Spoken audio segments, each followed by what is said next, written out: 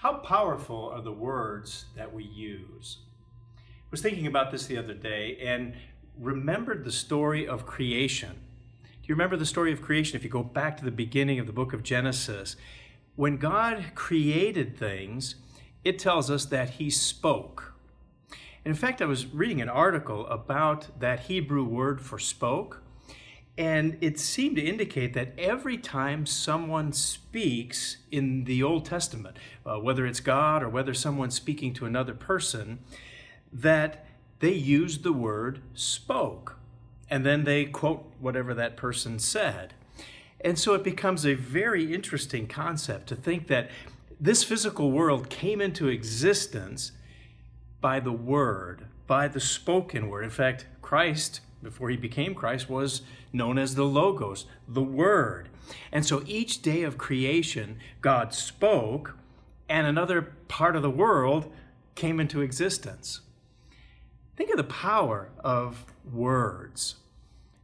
It created this world, this universe, and it also impacts us. It impacts our relationships. God's word had the power to bring about the creation. Our words can also be creative, but they could also be destructive. And so we have to be careful about the power of words. In fact, the Proverbs say a lot about the things that we say. Notice this particular passage in Proverbs 18, verse 24. Verse 21. Proverbs 18:21. Here's what it says about the power of our words. Death and life are in the power of the tongue, and those who love it will eat its fruit. In other words, there's consequences that come because of the things that we say and the way we relate to people and the way we express those things. God's expression in creation was that He brought things into existence. His creative powers were expressed through the Word. And we can do that very same thing. Or on the other hand, the negative side of things has difficult consequences.